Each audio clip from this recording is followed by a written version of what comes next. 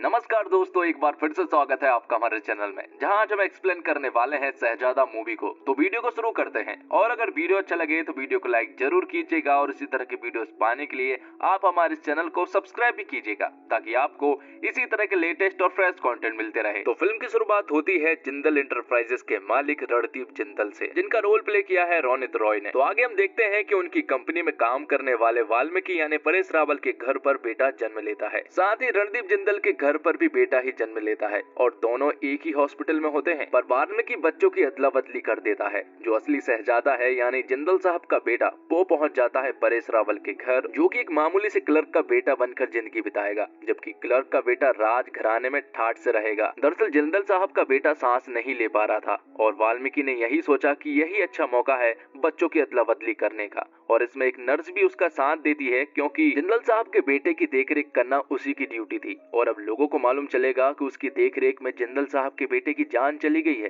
तो उसकी नौकरी जा सकती है। इसलिए वो दोनों यहाँ पर मिलकर बच्चों की अदला बदली कर देते हैं। और जब वो दोनों अदला बदली कर ही रहे होते हैं कि तभी जिंदल साहब के बेटे की सांसें वापस आ जाती है। इसलिए अब नर्स चाहती है कि वो दोनों के बेटों को अपनी अपनी जगह पर रख दे, लेकिन वाल्मीकि के लालच ने ऐसा कुछ भी नहीं होने दिया, क्योंकि वो नर्स से कहता है कि किस्मत चाहती है कि मेरा बेटा राजघराने में ठाठ से रहे। लेकिन नर्स उसकी बात नहीं मान रही होती है। तब उनके बीच में झड़प हो जाती है और यहाँ पर नर्स का पैर फिसल जाता है, जिससे कि वो हॉस्पिटल से नीचे गिर जाती है और कोमा में चली जाती है। अब दोनों के बेटे अपने अपने घर पहुंच चुके थे, जहाँ पर जिंदल साहब के बेटे का नाम राज रखा जाता है और वाल्मीकि अपने बेटे का नाम हर कुछ ही रख देता है, क्योंकि उसे मालूम है कि ये बेटा उसका नहीं है, इसलिए वो उसका नाम बंटू रखता है। लेकिन पंडित जी भी उससे मना करते हैं कि ऐसा नाम वो नहीं रख सकता। पंडित जी कहते हैं कि ऐसा लग रहा है जैसे दो बर्तनों को आपस में बजा दिया हो। लेकिन ये नाम फाइनल हो चुका था। अब बच्चे थोड़े बड़े होते हैं और हमें पता चलता है कि बंटू पढ़ाई में बहुत तेज है और राज पढ़ने में एकदम फुस्सी है। जिसके बाद कहानी 25 साल आगे शिफ्ट हो जाती है और हमें पता चलता है कि बंटू की मां नहीं रही है। उसके घर में वाल्मीकि, बंटू और उसकी छोटी बहन है। साथ ही बंटू यहाँ पर जॉब के लिए स्ट्रगल करता हुआ नजर आता है और आज की दी हुई सेकंड हैंड चीजों पर गुजारा कर रहा है, क्योंकि बंटू की किस्मत में यही लिखा है। यहाँ दूसरी तरफ वाल्मीकि जिंदल साहब के महल में था,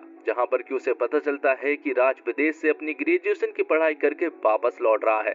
इसलिए वाल्मीकि बहुत ज्यादा खुश होता है और उसकी स्वागत की तैयारी में भी लग जाता है। लेकिन बिना चमेली की माला के बिना तो स्वागत इम्पॉसिबल है। इसलिए वो अपने बेटे बंटू के पास कॉल करता है और उससे एक चमेली की माला मंगवाता है। और जब बंटू माला लेकर पहुंचता है तो वाल्मीकि उसे घर के अंदर नहीं घुसने देता है, हर बार की तरह। और बंटू हमेशा उससे यही बात कहता है कि वो उसे अंदर घुसने क्यों नहीं देता है। तब वाल्मीकि उससे कहता है कि तेरी किस्मत खराब है, इसलिए तू अंदर कभी भी नहीं आ पाएगा। जिसके बाद हम राज को देखते हैं, जो कि विदेश से अपनी पढ़ाई पूरी कर आया था। दरअसल उसने 7 साल में अपना ग्रेजुएशन कंप्लीट किया था। इसके बावजूद वो जिंदल इंटरप्राइजेस का सीईओ बनेगा, क्योंकि उसकी किस्मत अच्छी है। अब बंटू जॉब की तलाश में अपनी बहन के साथ निकल पड़ता है, जहाँ बीच रास्ते में कुछ गुंडे उसकी बहन को तंग करने लगते हैं और उसकी चुन्नी को भी ले जा लेते हैं, जिस पर कि बंटू का ईगो हर्ट हो जाता है। और फिर बंटू उन लोगों के पास पहुंचकर उन लोगों को सबक सिखाकर अपनी बहन की चुन्नी वापस लेकर आ जाता है। अब बंटू एक लॉ फॉर्म में जाता है, जहाँ पर कि उसे एक इंटरव्यू देना था, जहाँ पर उसकी मुलाकात होती है समारा नाम की एक लड़की से, जो कि एक बहुत बड़ी एडवोकेट है और यही उसका इंटरव्यू लेने वाली थी। लेकिन यहाँ पर बंटू बहुत बुरी तरह से फेल हो जाता है, क्योंकि बंटू समारा के ऊपर चांस मारने लगा था, जबकि उसे ये नहीं मालूम था कि समारा ही उसकी बॉस है। अब आगे हम देखते हैं कि जिंदल परिवार की एक बहुत बड़ी प्रॉब्लम ये है कि सारंग नाम का आदमी उनके पीछे पड़ा हुआ है। दरअसल सारंग कुछ नशीले पदार्थों को खिलौनों में भरकर उनका धंधा करता है और कार्गो के लिए जिंदल इंटरप्राइजेस का ही सहारा लेता है। लेकिन जब ये बात जिंदल परिवार को मालूम चलती है कि सारंग इस तरह के काम करता है, तो जिंदल परिवार ने सारंग के कामों पर रोक लगा दी। लेकिन सारंग अभी भी अपने काम के पीछे अड़ा हुआ है और वो जिंदल इंटरप्राइजेस से किसी भी तरह से ये काम निकलवाना चाहता है। लेकिन यहाँ पर जिंदल फैमिली ये चाहती है कि वो अपने बेटे राज को टेस्ट करे, इसलिए वो सारंग के पास उसे भेजते हैं और उससे कहते हैं कि वो इस काम के लिए उनसे साफ साफ मना करके आए। और जब राज का सामना सारंग से होता है तो उसके हाथ पैर कांपने लगते हैं और वो ना नहीं कर पाता है, जिससे कि जिंदल फैमिली समझ जाती है कि उनका लल्लू लाल कोई भी काम का नहीं है, उसे किसी भी तरह का कोई भी नॉलेज नहीं है और उसकी हरकतें एकदम बच्चों की तरह है। जिसके बाद हम एक कैफे में समारा को देखते हैं, जिससे कि एक आदमी बात करने के लिए आया था।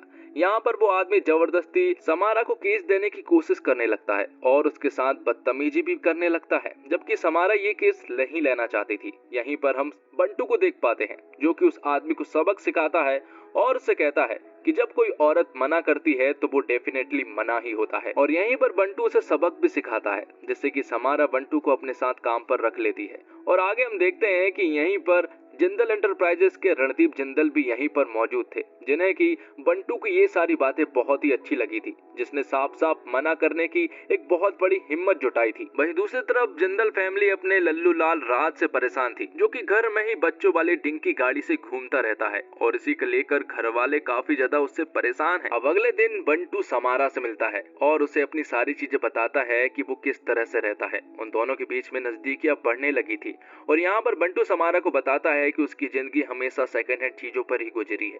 पहली बार उसे ऐसा लगा है कि अब वो शायद कुछ कर सकता है। दरअसल बंटू को समारा से प्यार हो गया था और कहीं न कहीं समारा को भी बंटू से प्यार हो गया था। और फिर कुछ दिनों के बाद समारा के पिता समारा को लेकर जिंदल फैमिली के पास जाते हैं और उससे राज का रिश्ता करवा देते हैं, जबकि बंटू और समारा एक दूसरे से प्यार करते हैं। और यहाँ पर समारा और बंटू कहते हैं कि हम ये सारी बातें जिंदल फैमिली के ऑनर यानी कि रणदीप जिंदल को बता देंगे कि हम दोनों एक दूसरे से प्यार करते हैं, इसलिए वो उनके ऑफिस जाने लगते हैं। वहीं दूसरी तरफ हम देखते हैं कि रणदीप जिंदल के ऑफिस में सारंग भी था, जो कि उनसे बात करता है और उनसे कहता है कि जब तक आप जिंदा है तब तक मेरा काम नहीं हो पाएगा, इसलिए वो अपने नुकीले छाते से उनके ऊपर हमला कर देता है। लेकिन सही वक्त पर यहाँ पर बंटू और समारा पहुंच जाते हैं, लेकिन लिफ्ट भी बंद थी और सीढ़ियों के रास्ते भी बंद थे। लेकिन बंटू यहाँ पर किसी तरह से जिंदल सर को हॉस्पिटल ले जाने में कामयाब हो जाता है। अगर कुछ देर और हो जाती तो जिंदल साहब की जान भी जा सकती थी। जिसके बाद बंटू हॉस्पिटल में घूमने लगता है, तभी उसकी मुलाकात होती है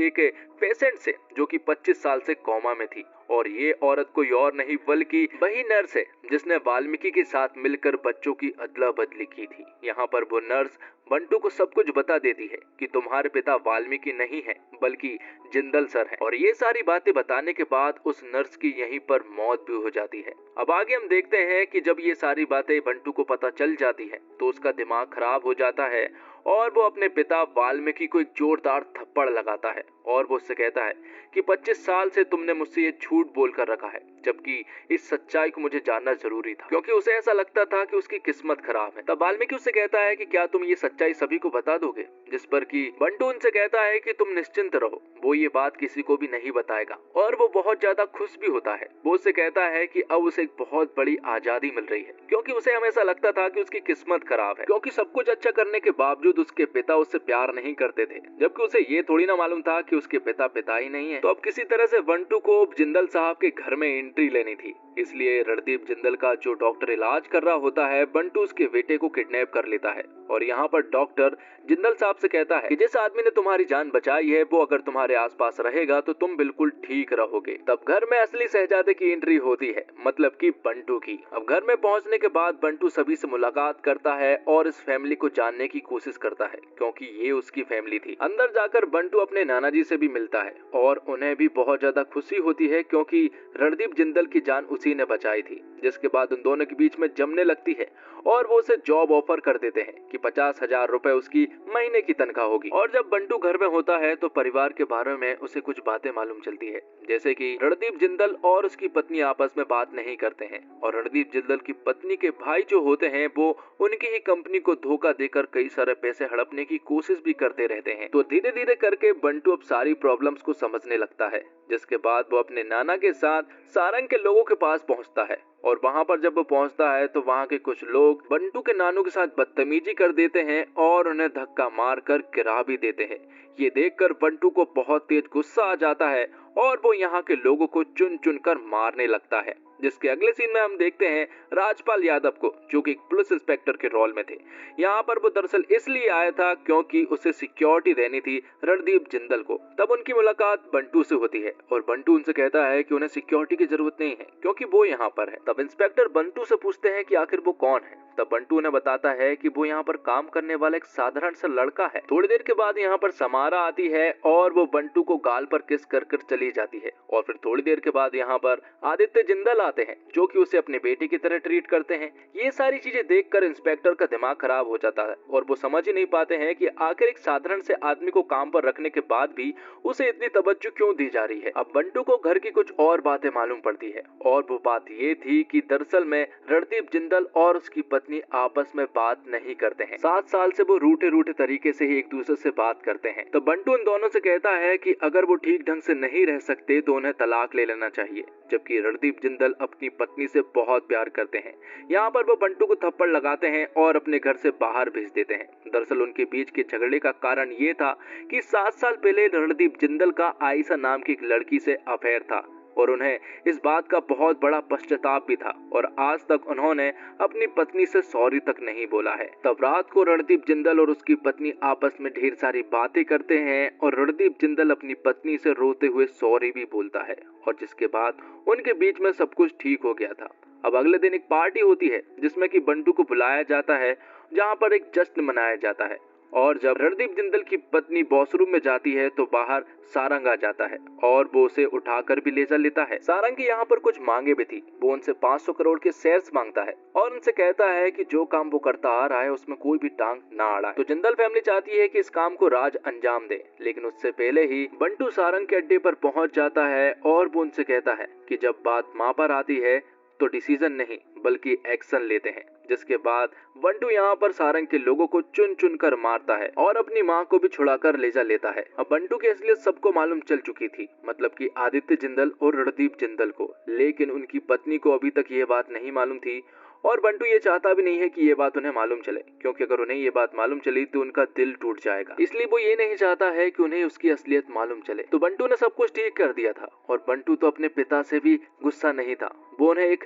स्कूटर गिफ्ट करता है और उनसे कहता है कि भले ही तुमने मुझे बहुत गालियां दी हो, लेकिन तुमसे बहुत कुछ सीखने को मिला है। भले ही तुमने मुझे चिल्ला चिल्ला कर लोरियां सुनाई हो, पर नींद तो तुम्हारी गोद में आया करती थी। जो इंसान खुद नहीं चल सकता था उसने मुझे चलना सिखाया। तो वो यहीं पर रहने वाला है और इसी के साथ ये फिल्म यहीं पर खत्म हो जाती है। तो दोस्तों, उम्मीद करता हूँ आपको ये वीडियो पसंद आई होगी। वीडियो पसंद आई हो तो वीडियो को लाइक जरूर कीजिएगा और इसी तरह की वीडियोस पाने के लिए आप हमारे चैनल को सब्सक्राइब भी कीजिएगा, ताकि आपको इसी तरह के लेटेस्ट और फ्रेश कंटेंट मिलते रहे। मिलते हैं एक और नई वीडियो के साथ, तब तक के लिए आप हमारे चैनल के साथ बने रहिए। धन्यवाद। जय हिंद, जय भारत, जय श्री राम।